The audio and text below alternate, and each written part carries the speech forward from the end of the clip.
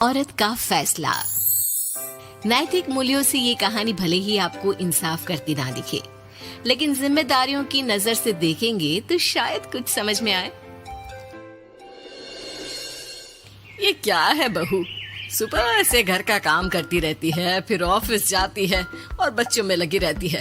अरे ऑफिस क्यों नहीं छोड़ देती, या फिर घर के लिए कोई नौकरानी रख ले। कैसी बात कर रही है माँ? जानती तो है ना अभी इनके ऊपर कितना लोन है। थोड़ा ही सही मदद कर देती हूँ तो अच्छा लगता है, और अभी उनको मेरे पैसे की जरूरत भी तो है। सुधा चंदर को बचपन से प्यार करती थी। एक ही मोहल्ले में खेल कूद कर बड़े हुए दोनों। जहाँ सुधा संपन्न परिवार से थी, तो वहीं चंदर का परिवार आर्थिक परेशानियों से जूझता ही रहा। लेकिन सुधा की जिद के आगे किसी की नहीं चली। सुधा, कल ऑफिस जल्दी जाना है और 2 दिन के लिए गुजरात ऑफिस के काम से भी जाना होगा। अरे कैसी बात कर रहा है बेटा, बहू को अगले महीने बच्चा होने वाला है, इस वक्त तो उसके साथ रहे। अरे कोई बात नहीं ना माँ, उनको जरूरी काम होगा, वरना मेरा चंदर ऐसे वक्त में मुझे छोड़कर कभी नहीं जाता। चंदर सुबह घर से निकलता तो आधी रात को घर में घुसता, वो भी शराब के नशे में। चंदर की माँ उसे खूब समझाती। अरे माँ, देख रही हो ना कितना कर्जा है सर पर, काम करना पड़ता है। दिन रात काम नहीं करूँगा तो घर कैसे चलेगा। अरे लेकिन बहू को भी तो देख लिया कर, इस हालत में भी घर का बाहर का सारा काम करती है। चंदर तो जैसे माँ की बात सुनकर भी अनसुना कर देता है। ऑफिस के बाद चंदर का फोन माँ के पास आता है। माँ, वो ऑफिस के काम से आज रात के लिए पास के शहर के ऑफिस जाना पड़ रहा है, कल सुबह आ जाऊंगा। सुधा रात को कमरे में सो रही होती है कि उसके पेट में दर्द होता है। सुधा चंदर को वीडियो कॉल करती है। इनको फोन कर लो, शायद कुछ आराम मिले। लेकिन 10 बार फोन करने पर भी वो सुधा का फोन नहीं उठाता। ऑफिस के काम से गए हैं, हो सकता है बिजी हो। कितनी मेहनत कर रहे हैं हम लोगों के लिए। सुधा सो तो जाती है, लेकिन अकेले उसे कमरे में डर लगता है। अगले रोज चंदर घर आता है, जहाँ सुधा ऑफिस जाने के लिए तैयार हो रही थी। तुम आज भी ऑफिस जाओगे? कल रात भर तो ड्यूटी की है, थक जाओगे, छुट्टी ले लो ना। अरे नहीं, कैसी बात कर रही हो, ये तो पॉसिबल ही नहीं है। अच्छा रुको, मैं जल्दी से तुम्हारा खाना और नाश्ता बना देती हूँ। बेचारी सुधा ऑफिस जाना छोड़कर लग जाती है पति के लिए खाना बनाने, उसके कपड़े प्रेस करने और जरूरत का सामान मुहैया कराने के लिए। हो सके तो रात की ड्यूटी मत लिया करो ना, मुझे बहुत डर लगता है। अरे यार क्या है, तुम तो ऐसे बिहेव कर रही हो कि तुम ही अकेली हो जिसे बच्चा होने वाला है। इतने लोगों के पति जो काम के सिलसिले में बाहर होते हैं, उनका क्या? सुधा को चंदर के मुंह से ये बातें अजीब लगती है। अरे हुआ क्या है तुमको? पहले तो तुम मेरा कितना ख्याल रखते थे, मेरे पास रहते थे, मेरी दवा से लेकर खाने पीने तक का सारा ख्याल। और अब इस बार तो तुम एक दफा भी मेरे साथ डॉक्टर के पास नहीं आए, क्यों? अरे पागल हो गई हो क्या? पागल वाली बात कर रही हो। काम धंधा देखो या फिर तुम्हें लेकर टहलता फिरो। और मुझे शुक्रवार की रात को काम से निकलना है, सोमवार आऊंगा।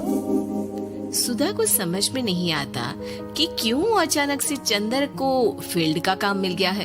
लेकिन एक दिन, सुधा, मैं और चंदर जरा एक रिश्तेदार के घर जा रहे हैं, तुम भी तैयार हो जाओ, घर में अकेली कैसी रहोगी? अरे नहीं, इस हालत में इसे लेकर जाना ठीक नहीं है। अरे लेकिन मैं ऑफिस भी तो जाती हूँ, फिर घर में अकेले। चंदर उसकी कोई बात नहीं सुनता। वो सीधा कार निकाल कर माँ को लेकर चला जाता है। सुधा घर के काम में लग जाती है कि अचानक उसकी नजर चंदर के बैग पर पड़ती है, जिसमें एक कागज दिखाई देता है। इनकी कागज भी ना इधर उधर फैले होते हैं, एक भी खो जाएगा तो बवाल करेंगे। लेकिन जैसे ही सुधा वो कागज खोलकर देखती है तो वो सदमे में आ जाती है। दरअसल वो कागज नहीं, बल्कि चंदर और उसके ऑफिस में काम करने वाली लड़की चांदनी की गोवा की टिकट होती है। सुधा चंदर के बैग को खोलकर देखती है तो उसे होटल के बिल से लेकर महंगे गिफ्ट्स और दूसरे शहरों के टिकट मिलते हैं। सुधा को समझते देर नहीं लगती कि उसका पति किसी और लड़की के साथ है। चंदर के आने पर सुधा उससे बात करती है। अरे नहीं, ऐसा कुछ नहीं है, तुमको गलत फहमी हो गई है। लेकिन जब सुधा के सवाल तीखे हो जाते हैं तो चंदर को अपनी गलती माननी पड़ती है और वो सुधा से माफी मांग लेता है। सुधा फैसला कर लेती है कि वो चंदर को छोड़ देगी। बच्चे और सामान को लेकर वो घर से निकल ही रही होती है कि सास उसे रोकती है। कहाँ जाएगी बेटा, रुक जा। चंदर को सुधा का जाना खल नहीं रहा था।